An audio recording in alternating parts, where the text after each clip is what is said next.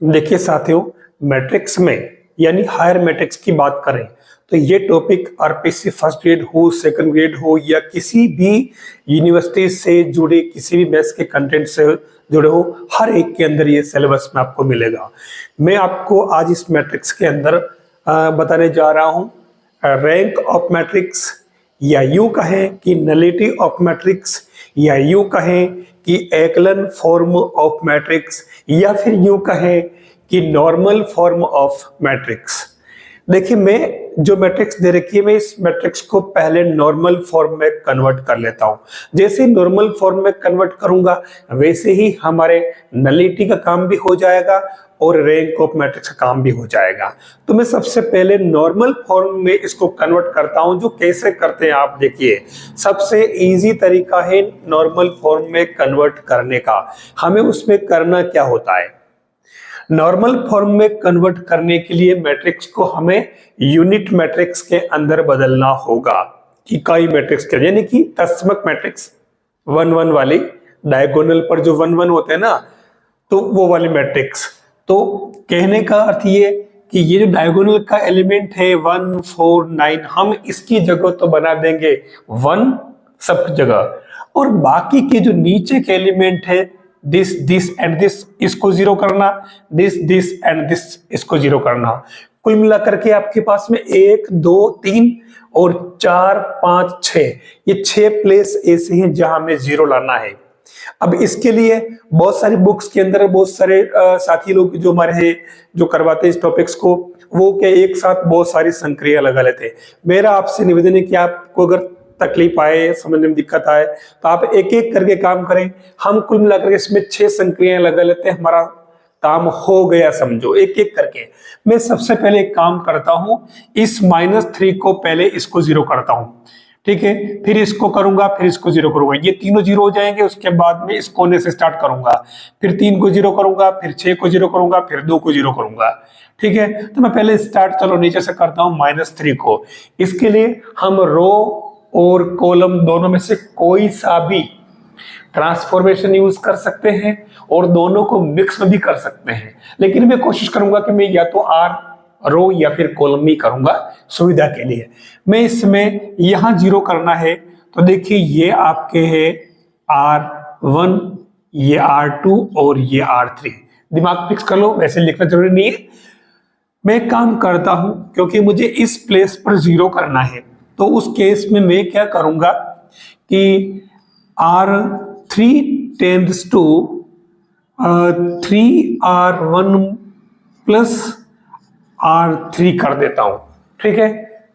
तो इसको 3 से गुणा करके मैं फिर इसमें जोड़ देता हूं, तो ये हमारे मैट्रिक्स अब नए फॉर्म में क्या बन जाएगी। देखिए, मैं एक एक काम कर रहा हूं, जब इनमें कोई चेंज नहीं है, ठीक है, तो आप यूं का यूं लिख दीजिए सुविधा के लिए। चेंज कहाँ आएगा, मैंने R3 लिखा है तो यहाँ आएगा।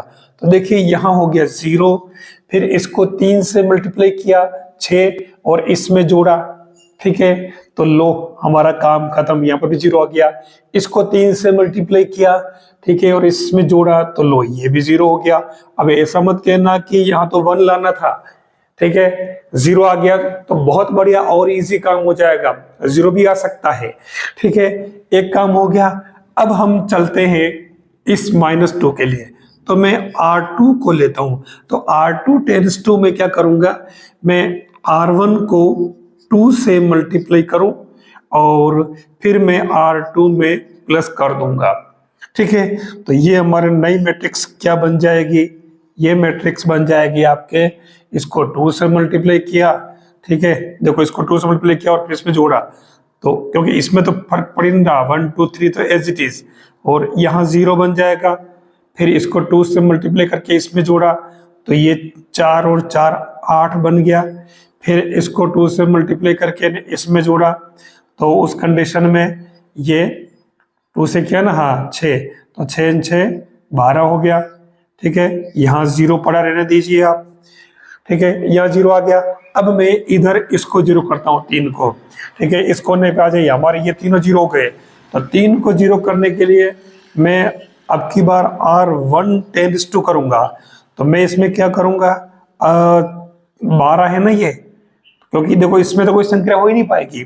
12 है तो मैं इसको 4 से मल्टीप्लाई कर देता हूं, तो 4R1 माइनस R2 माइनस करना पड़ेगा क्योंकि दोनों प्लस के हैं। तो नई मैट्रिक्स आपके क्या बन जाएगी, ये बन जाएगी, क्योंकि R1 चेंज हो रहा है तो इसको आपने 4 से मल्टीप्लाई किया, 4 माइनस 0 तो ये हो जाएगा 4। इसको 4 से मल्टीप्लाई किया, 4 दूनी 8, ठीक है, 8 में से 8 गया, ये 0। फिर इसको आपने 4 से मल्टीप्लाई किया, 12 में से 12 गए, ये 0, ठीक है। बाकी जगह पर कोई चेंज नहीं होगा, ये देख लीजिए।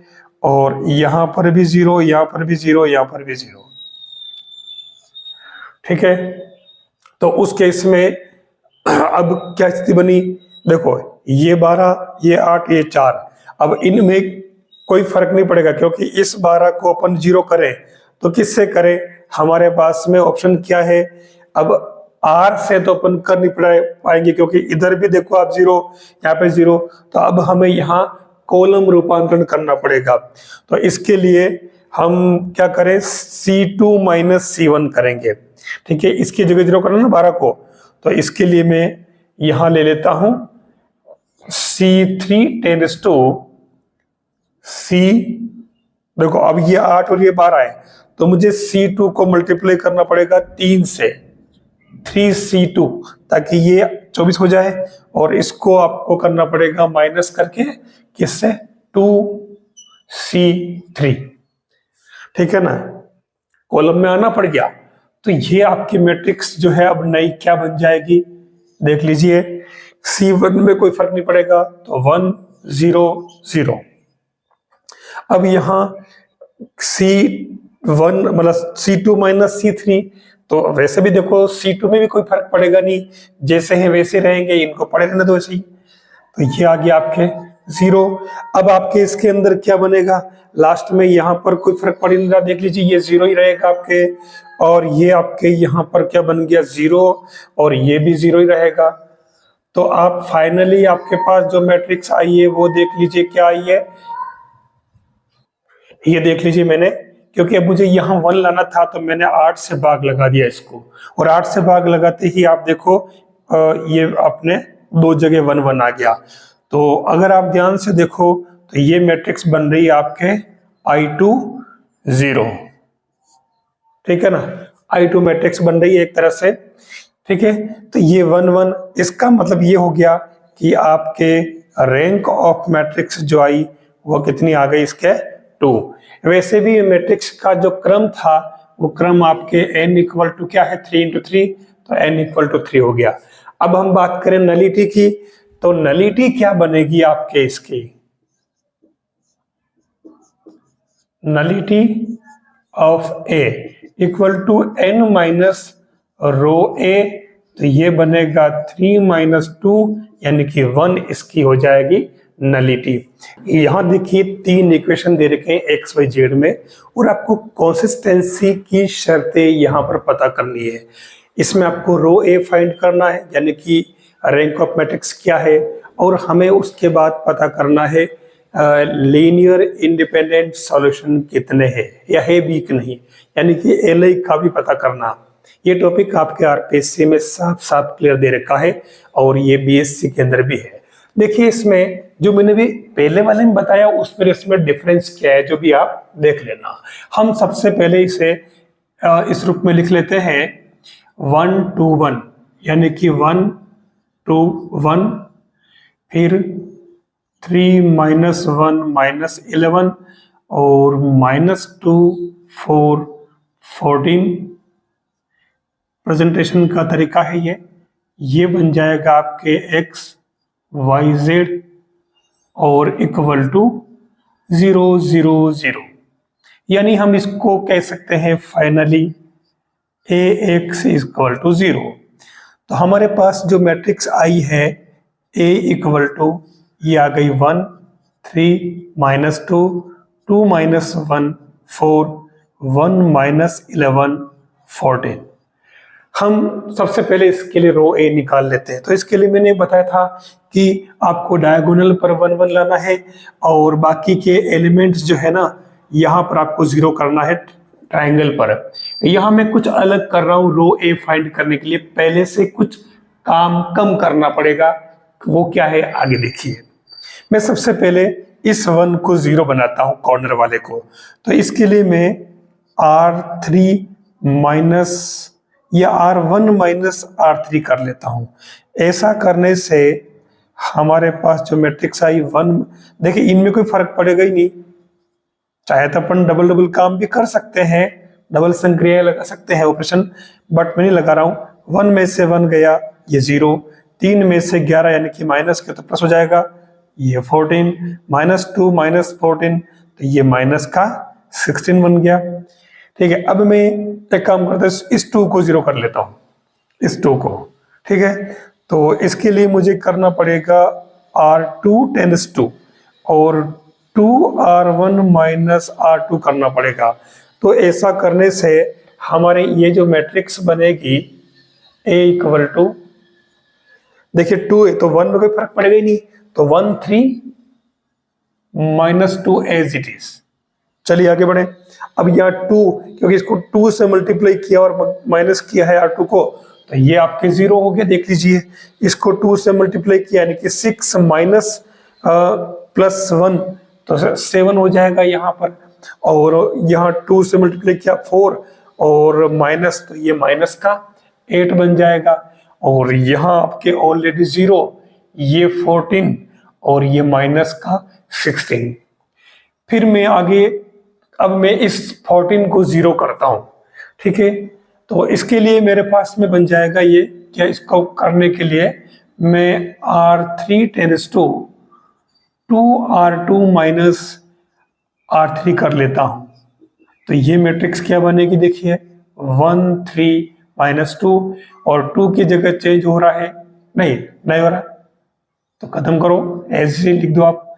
अब यहाँ 0 और ये डबल करके इसको माइनस किया है तो ये भी 0 हो गया। ठीक है ना, डबल के माइनस किया था, फिर यहाँ पर भी डबल करके माइनस किया था, तो लो ये भी 0 हो गया।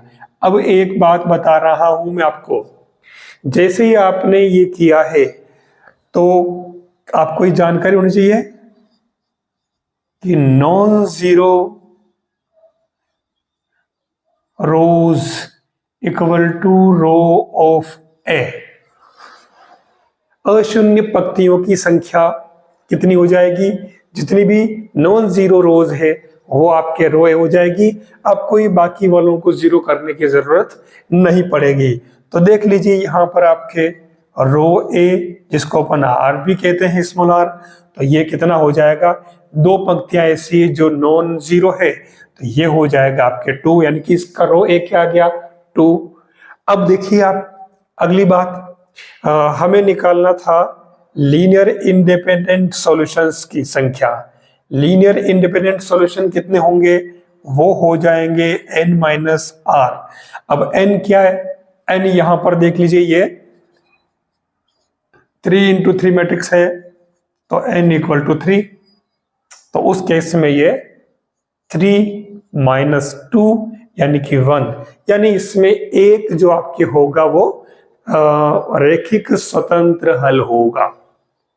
सबसे बड़ी बात, अब इसका यूज कहाँ है, मतलब ये कि इसमें आपके x y z सभी 0 नहीं हो सकते हैं। ये कंसिस्टेंसी की शर्त है कि ये इसमें सभी 0 नहीं हो सकते हैं। इसमें आपको किसी न किसी एक एलिमेंट को, किसी को आपको कोई मान देना पड़ेगा स्वैच्छिक, आर्बिट्रेरी, अपने मन से, और बाकी उसकी सहायता से आप बाकी सारी वैल्यूज निकालोगे। तो मैं आपको बताना चाहूंगा कि ये जो आपकी इक्वेशन बनेगी वो क्या बन जाएगी फाइनली, इसे ये तो आपका लीनियर इंडिपेंडेंट सॉल्यूशंस की आ गई, तो एक है, मतलब ये इक्वेशन क्या बना आपके x + 3y - 2z = 0, ये आपके हो जाएगा 7y - 8z 0, और इधर आपके कुछ है ही नहीं, यानी कि एक आपके आ रहा है स्वतंत्र हल। ठीक है, इसका मतलब आपको क्या करना कि z = आप c मान लें, और z अगर c मान लेते हैं, कोई कांस्टेंट कह रहा नहीं है कि एक स्वतंत्र हल होगा, तो आप इसमें z की जगह c ले लें, तो इससे आपके y आ जाएगा 8/7c, और x क्या आ जाएगा इससे x इक्वल टू y आ चुका, तो इसकी जगह आप 3, तो ये क्या होगा, रख दो वैल्यू, प्लस 3 और 8/7c और minus 2 into C equal to 0, तो ये हो जाएगा x equal to 2c minus 48/24 c/7, तो ये आपके x आ जाएगा 7 दूनी 14 माइनस 24 यानी कि माइनस का 10/7 c। तो फाइनली आपके सॉल्यूशन जो है इसका वो क्या आया, x इक्वल टू तो आ गया माइनस का 10/7c, y इक्वल टू आ गया 8/7c और z इक्वल टू c, जो आपने एक लीनियर इंडिपेंडेंट सॉल्यूशन लेट किया था। ये पता कहां से चला, ये पता यहां से चला। ठीक है, तो ये आरपीएससी में आपके इसका क्वेश्चन जो अगर बना तो ध्यान रखना, हो सकता है वो एलआई पूछ ले कि एलआई कितने होंगे, हो सकता है वो रो पूछ ले, ठीक है ना, रैंक ऑफ मैट्रिक्स पूछ ले, और हो सकता है वो इनमें से कोई रो रैंक या कॉलम रैंक कुछ भी पूछ सकता है। तो आपकी सारी चीजें लगभग इसी में ये आ रही है। तो ये आपका एक बहुत ही इंपॉर्टेंट पार्ट मैंने पूरा किया।